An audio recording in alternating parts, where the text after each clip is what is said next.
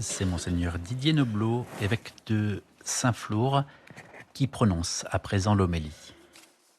Très récemment, je marchais le long d'un joli cours d'eau du Cantal, le Célé, affluent du Lot. Pour la sauvegarde de la biodiversité, la joie des riverains, l'approvisionnement en eau de qualité, Alain me montrait l'importance d'envisager cette rivière d'amont en aval. Tout est lié. Vous aurez compris qu'animé par les nombreuses rencontres du mois de la création, priant avec les textes bibliques de ce jour, je souhaite nous poser 3 questions. Serions-nous des vignerons homicides? Le Christ, pierre angulaire, est-il une bonne nouvelle? Et finalement, au regard de la crise climatique, tout est-il fragile? Mais déjà, serions-nous des vignerons homicides? Nous en faisons la triste expérience, il y a 1001 façons d'être du côté de ces vignerons. Rarement dans les termes sanglants de l'Évangile, mais tout de même, osons une révision de vie. Parfois, nous faisons obstacle au Christ, à l'amitié, au pardon, à la relation. La parabole des vignerons homicides nous concerne. Ne jugeons pas trop vite les autres, mais acceptons de nous remettre en cause.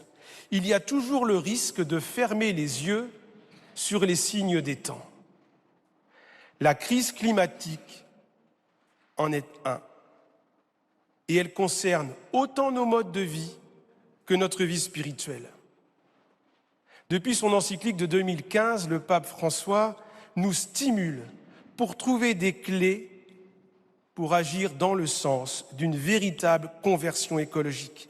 Il nous situe dans le registre de l'espérance et de l'action. Dans la parabole des vignerons homicides, le désir de tout accaparer conduit au meurtre et à la violence. Devant nos vies fragmentées, violentées, l'écologie intégrale est une quête d'unification. Elle demande de penser simultanément la relation à soi, aux autres, à Dieu, à la nature. La clameur de la terre et le cri des hommes sont liés. Au terme de la tragique parabole dont la violence semble sans fin, Jésus cite l'Écriture. La pierre qu'ont rejetée les bâtisseurs est devenue pierre d'angle, merveille devant nos yeux. C'est un extrait du psaume 117, par lequel la foule acclamait Jésus. D'où la deuxième question. Le Christ est-il une bonne nouvelle? Avec Madeleine Delbrel, croyons-nous que l'Évangile, c'est bon et c'est nouveau? Nos habitudes sont parfois des obstacles pour accueillir la nouveauté du Christ. 2 regards s'imposent. D'une part, contemplons l'inlassable désir du maître du domaine à retrouver les vignerons. Dieu ne se lasse pas de venir nous rejoindre, là où nous sommes, là où nous en sommes.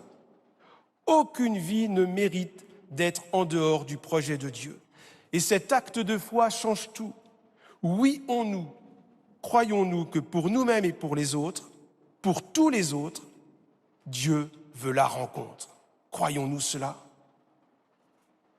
Et d'autre part, le Christ est la pierre angulaire. Dit autrement, il est celui sur lequel le chrétien construit sa vie. Accueillir le Christ, ce n'est pas facultatif. Ce n'est pas pour les jours où l'on a un peu plus de temps. Une publicité pour une assurance a ce slogan remarqué.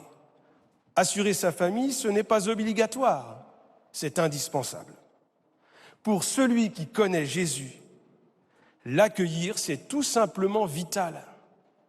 Cela dit, la détresse du prophète Isaïe nous rappelle que rien n'est assuré, ni dans notre foi, ni pour la planète, ni dans la concorde entre les peuples.